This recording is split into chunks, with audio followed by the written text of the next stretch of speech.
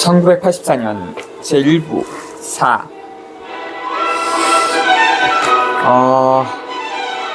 하루의 첫 일과를 시작할 때면 윈스턴은 텔레스크린 가까이에 있음에도 불구하고 자기도 모르는 사이에 입에서 깊은 한숨이 새어나오는 것을 어쩔 수가 없었다.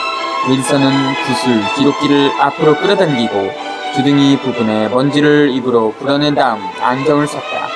그런 다음 책상 오른쪽에 붙은 송기관 으로부터 이미 떨어져 나온 4개의 조그만 종이마리를 풀어서 함께 철에 두었다.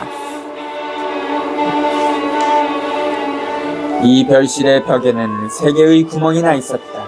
구슬기록기 오른쪽에 기록문을 보내는 조그만 송기관이 있고 왼쪽에는 신문을 보내는 좀 더 큰 송기관이 있었으며 윈스턴이 팔을 뻗치기만 하면 쉽사리 닿을 수 있는 옆 벽면에는 쇠창살로 막아놓은 커다란 정방형의 구멍이 나 있었다.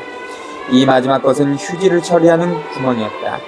이와 똑같은 구멍이 각 방뿐만 아니라 복도의 여기저기에 짧은 간격으로 널려 있어 건물 전체의 것을 합친다면 수만 개나 될 것이다. 무슨 이유에서인지는 몰라도 사람들은 그것을 가리켜 기억구멍이라고 불렀다. 폐기해야 할 서류가 있다거나 바닥에 버려진 휴지 조각을 발견했을 때는 기계적인 동작으로 손을 움직여 가까운 기억구멍 속에다가 그것을 던져 넣었다. 그러면 건물 구석에 어딘가에 숨겨져 있는 거대한 소각로에서 새어나오는 따스한 공기에 휘말려 그쪽으로 빨려 들어가 사라져버리는 것이었다. 윈스턴은 자기가 풀어놓은 4장의 기다란 종이를 자세히 관찰했다. 종이마다 뜻을 알 수 없는 약어로 1-2줄씩 메시지가 적혀 있었는데 전체는 아니지만 상당 부분이 신호로 적혀 있었다. 그것은 대내적인 목적으로 부처에서 사용되는 것이었다. 거기에는 다음과 같이 적혀 있었다. 타임스 84 317 BB 빅브러더 아프리카 연설 5보 수정 타임즈 83 83년 12월 19일 3개년 계획 83년 4분기 예보 인세상의 오류 최근의 확인 타임즈 84년 2월 14일 부부의 잘못 인용된 추프릿 수정 타임즈 83년 12월 3일 1일 보고 극히 불량 무인 언급 재기록 상사의 제출 희미한 만족감을 느끼면서 윈스턴은 4번째의 메시지를 한쪽으로 밀어 넣었다. 그것은 복잡하고 책임이 따르는 일이었으므로 맨 나중에 처리하는 편이 좋을 듯했다. 2번째 것은 지루할 정도로 숫자표를 대조해가면서 처리해야 할 일이지만 다른 3가지 것은 항상 해오던 일이었다. 윈스턴은 텔레스크린에 백넘버를 돌려 타임즈지에 해당 기사를 요청했다. 몇 분이 지난 후에야 그 해답이 송기관을 통해 나왔다. 그가 받아본 메시지는 1-2가지 이유 때문에 변경할 필요가 있다고 생각되거나 공식적인 용어를 빌려서 말한다면 수정할 필요가 있다고 여겨지는 논문이나 뉴스에 해당하는 것들이었다. 예를 들어 3월 17일자의 타임즈지에 실린 것을 보면 빅브러더가 전날 연설에서 예견하기를 남인도 전선은 평온을 유지하겠지만 도전적인 유라시아군은 곧 북아프리카에 진입할 것이라고 했다. 그러나 실제로 유라시아군 최고사령부는 남인도에서 공격을 개시했고 북아프리카는 그냥 내버려두었다. 그렇기 때문에 빅브러더가 자문 예견한 연설을 실제로 일어난 일을 예견한 것처럼 문장을 수정해야 할 필요가 있었다.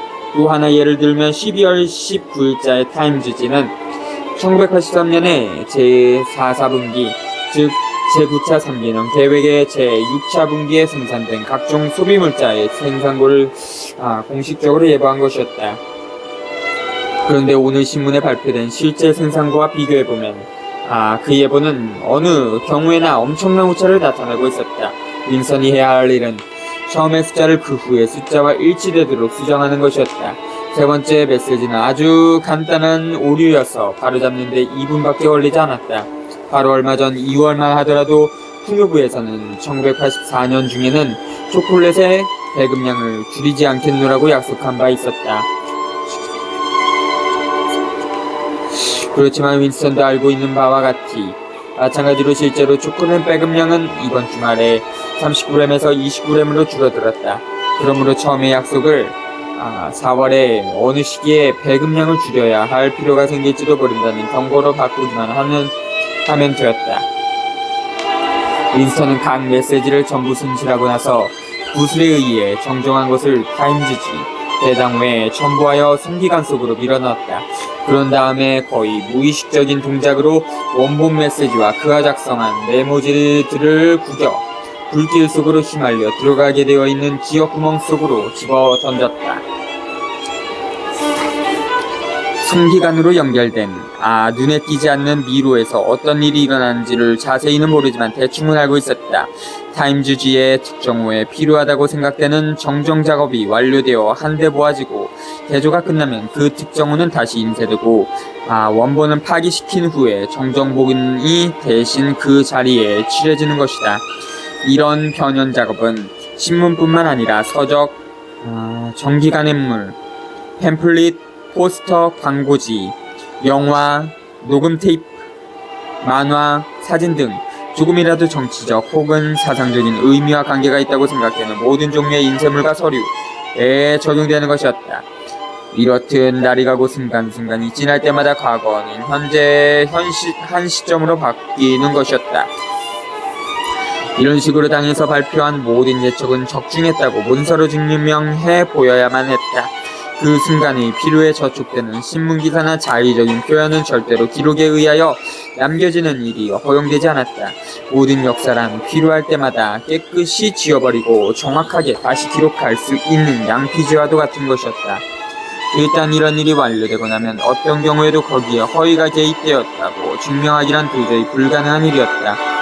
윈스턴이 일하고 있는 부처보다 훨씬 더 규모가 큰 기록국의 대부분은 단순히 폐지시키거나 파괴시켜야 할 각종 문서와 서적과 신문들을 수집하고 찾아내는 일에 전념하는 직원들로 구성되어 있었다. 이런 정치적인 배열의 변동이라든가 빅브러더가 발표한 잘못된 예측 때문에 수많은 타임지지들이 여러 번 정정 기록되어 첫발간 날짜로 둔갑하여 칠해져 있었으며 그것과 상반되는 다른 기록이란 남아있을 수가 없었다. 서적들 역시 몇 차례고 회수되고 재수정되었지만 내용이 변경되었다고는 예고 한마디 없이 버젓이 재발행되었다.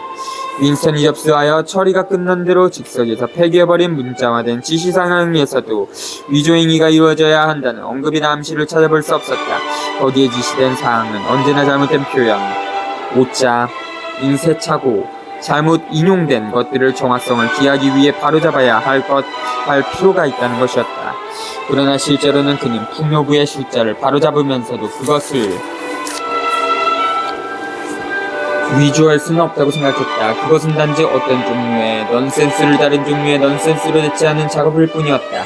이곳에서 사람들이 다루고 있는 대부분의 자료는 현실 세계에 존재하는 그 어느 것과도 무고한 것이며 진짜 거짓말에 내포되어 있는 것과도 무관한 성질의 것이었다. 통계랑 원형이나 수정된 것이나 다같이 황당무계한 것이었다. 따라서 머릿속으로 그것들을 이해하려고 한다면 상당한 시일이 걸릴 것이다.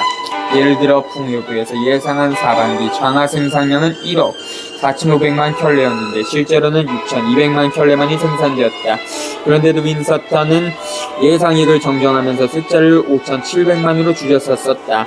그렇게 함으로써 언제나처럼 할당량을 초고 달성했다고 떠들게 하려는 속셈에서였다. 그렇지만 어찌되었든 6,200만이라는 숫자는 5,700만이나 1억 4,500만이라는 숫자에 비해 보다 더 진실에 접근한 숫자는 아니다.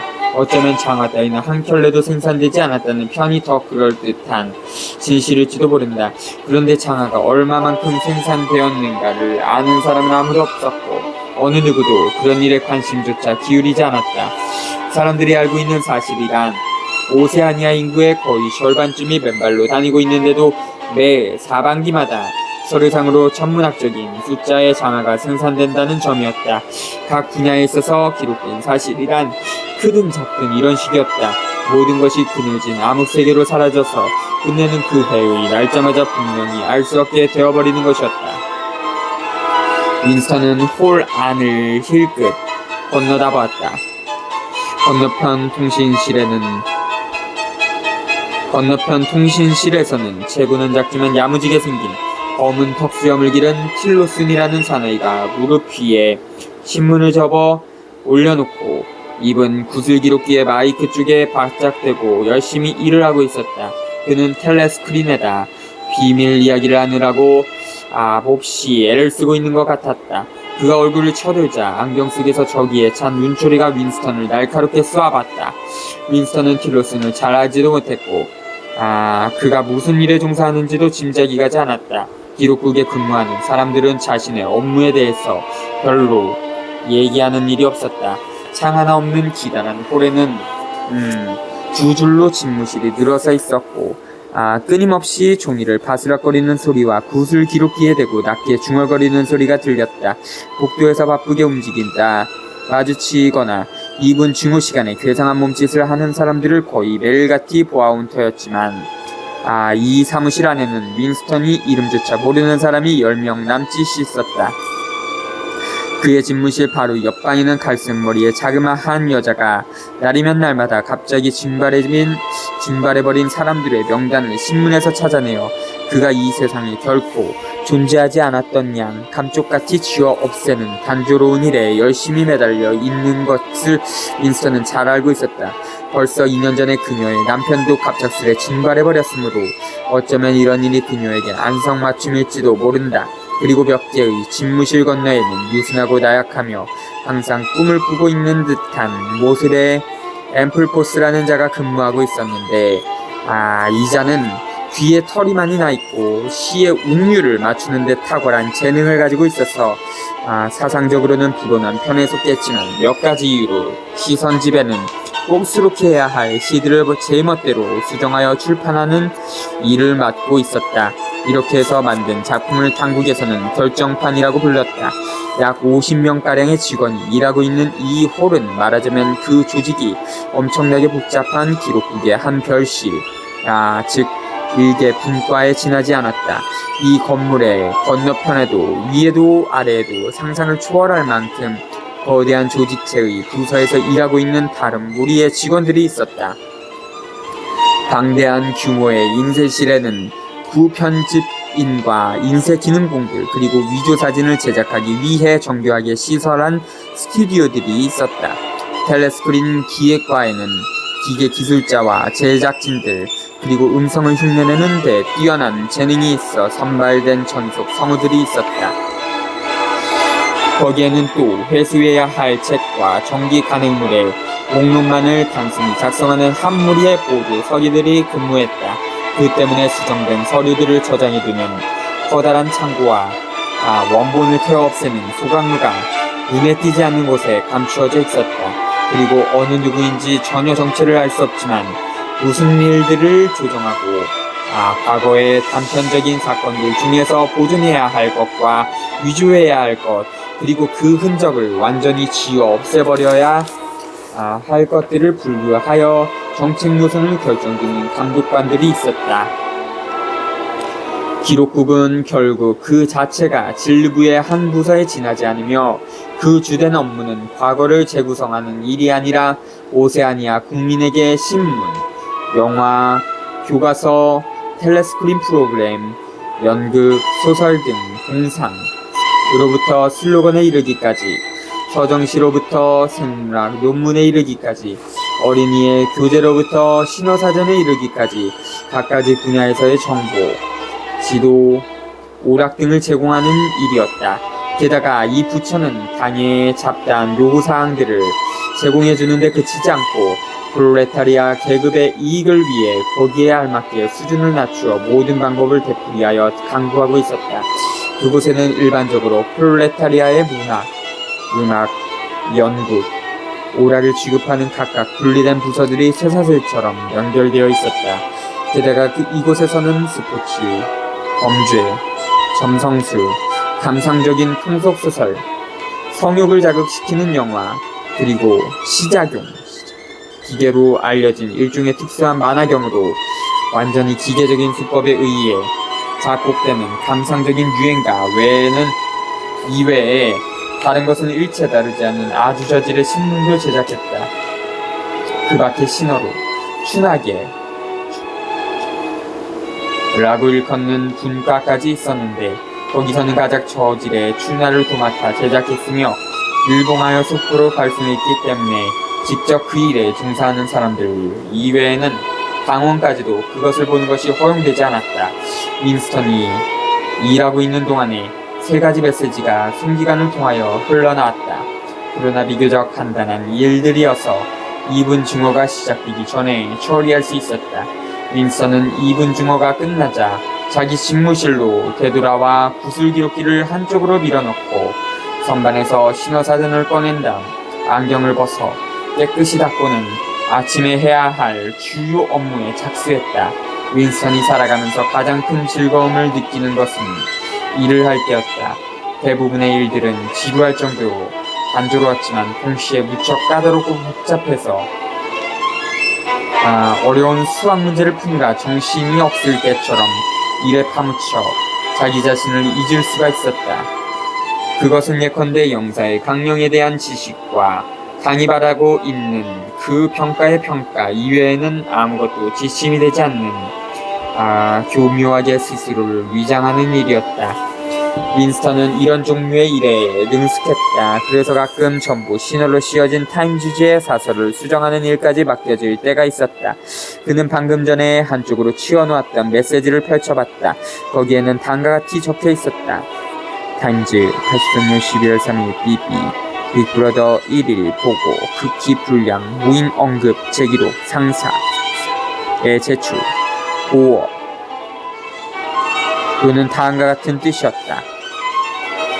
1983년 12월 3일자 타임즈지에 게재된 빅브러더의 1일 명령은 지극히 불만스러운 것이며 존재하지도 않는 사람들에 대해 언급한 것이다. 그 전문을 다시 고쳐 쓴 다음 철회두기 전에 그 초고를 고위당국에 보고하라. 윈스턴은 그 잘못된 기사를 처음부터 다시 읽어봤다. 빅브러더의 1일 명령은 유동요소의 해병들에게 담배와 그 밖의 위문품을 공급하는 FFCC라고 일컫는 기구가 맡은 일을 특별히 칭찬하는 내용인 듯했다. 당 내부의 특수당원인 위더스 동무에 대한 특별한 언급이 두드러지게 보였고 2등 특수공로 훈장이 수여되었다고 했다. 그런데 3개월 후에 FFCC는 뚜렷한 이유도 없이 갑자기 해산되고 말았다. 사람들인 위더스와 그의 일파가 이제 총애를 잃은 것으로 추측했지만 신문이나 텔레스크린에서는 그 일에 대해 한마디도 언급하지 않고 있었다. 대개 정치범은 재판에 회부되거나 공개적으로 탄핵당하는 일이 없었으므로 그것은 어쩌면 당연한 현상이었다. 수천 명에 달하는 사람들이 반역자와 사상범으로서 공개 재판에 회부되어 자신의 죄를 비굴하게 고백하도록 강요당하고 그런 다음에 처형되는 대숙청은 2년에 한 번쯤 일어날까 말까 하는 흔치 않은 구경거리였다.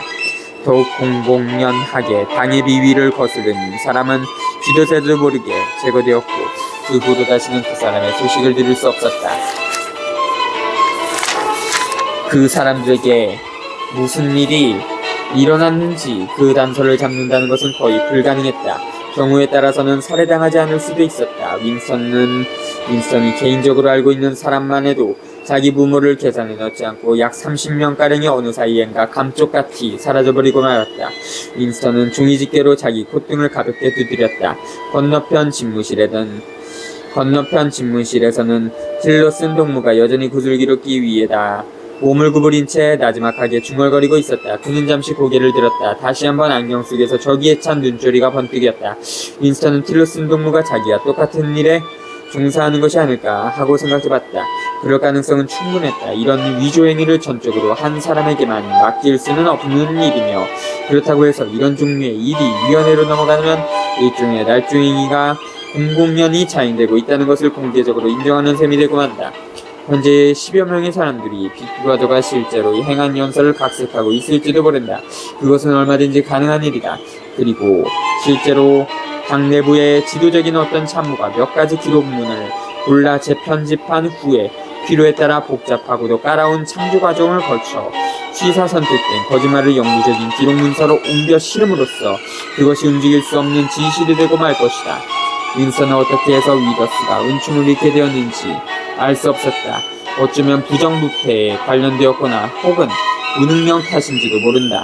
그렇지 않으면 그가 지나치게 인기가 있다는 단순한 이유만으로 제거를 떼었을지도 모른다. 그래도 아니라면 위더스나 혹은 그와 가까이 지내는 누군가가 이단적인 경향이 있다고 의심을 받았을지도 모른다. 어쩌면 무엇보다도 가장 설득력 있는 이유는 숙청과 징발이 정부라는 틀을 유지하기 위해 절대로 필요하기 때문에 그런 일이 우발적으로 일어났을지도 모른다는 것이다.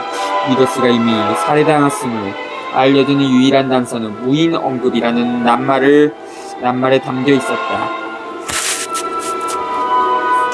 어떤 사람이 체포되었을 경우에는 절대로 이런 표현을 쓰지 않는다는 것을 누구나 짐작할 것이다. 이렇게 체포되는 사람은 1, 2년쯤 풀어주어 자유를 누리게 하다가 처형되는 경우도 있었다. 그리고 아주 드문 일이기는 하지만 오래전에 죽었다고 믿었던 사람이 공개재판에 유령처럼 모습을 나타내어 몇백 명의 연루자가 있음을 증언하고는 모습을 감추어버리는데 이때는 영원히 사라져버리는 것이었다. 아무튼 위더스는 이미 이 세상에 없는 사람이다. 그는 존재하지 않고 이전에도 결코 존재한 적이 없었다. 윈스턴은 빅브라더의 연설 내용을 바꾸는 것만으로는 충분치 않다고 판단했다. 차라리 원래의 주제와는 전혀 무관한 내용을 다루는 것이 좋을 듯 싶었다. 그는 염선문은 반역자나 사상범에 대한 상투적인 비난으로 바꿀 수도 있었지만 그럴 만한 명백한 증거가 없었고, 그렇다고 해서 전선에서의 승리나 제9차 3개년 계획을 성공적인 초과 달성으로 꾸며넣는다면 자칫 기록을 복잡하게 만들어버릴 우려가 있었다. 지금 필요한 것은 간단 명료한 기상천외의 발성이었다. 문득 그의 마음속에 미리 준비나 되어 있었던 것처럼 최근 전투에서 영웅적인 명성을 떨치고 전사한 오길빌 동무의 영상이 뚜렷이 떠올랐다. 빅브러더는 가끔 일일 명령을 통해 누구나 하나의 값진 표본으로서 따라야 할 보잘것없고 지위가 낮은 당원의 삶과 죽음을 기려야 한다고 말한 적이 있었다. 그래서 윈스턴은 오늘만은 오길비 동무를 참여하기로 마음먹었다.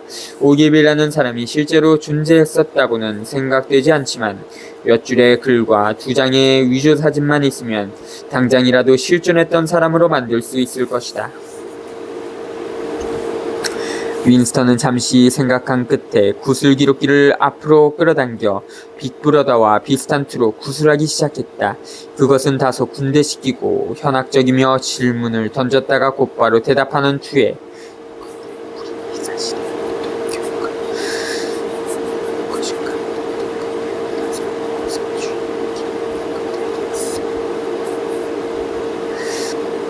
기교를 부렸으므로 흉내내기가 쉬웠다.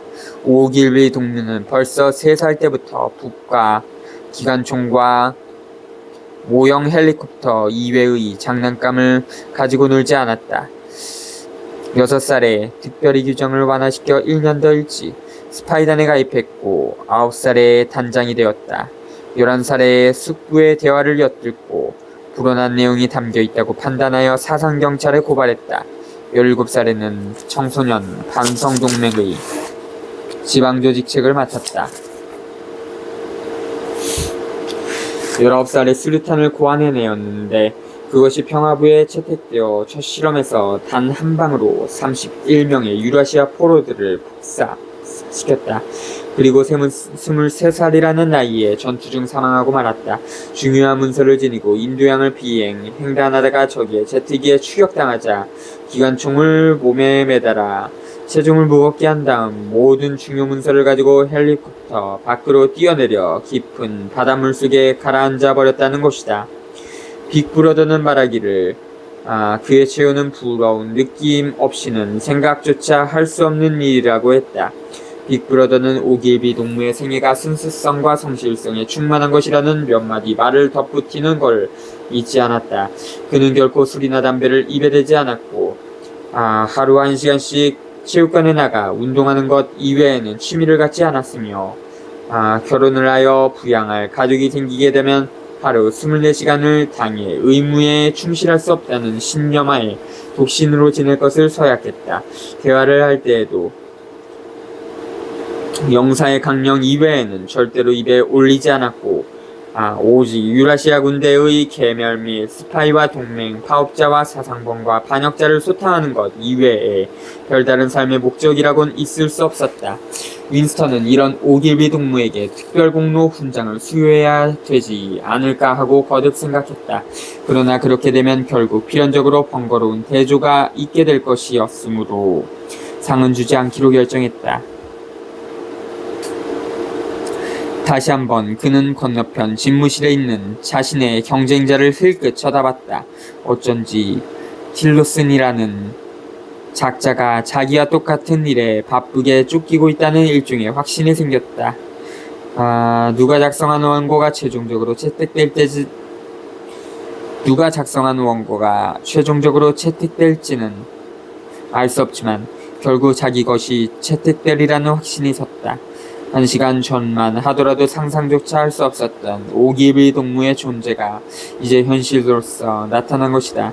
죽은 사람은 창조해낼 수 있어도 산 사람은 그렇게 할 수 없다는 사실이 그에게 기묘한 충격을 주었다. 현실 속에 존재한 적이 없던 오길비 동무가 과거 속에 존재하여 일단 이런 날조 행위가 잊혀지기만 하면 샤르마뉴냐 율리우스 시저처럼 확실한 증거 위에 존재하게 될 것이다.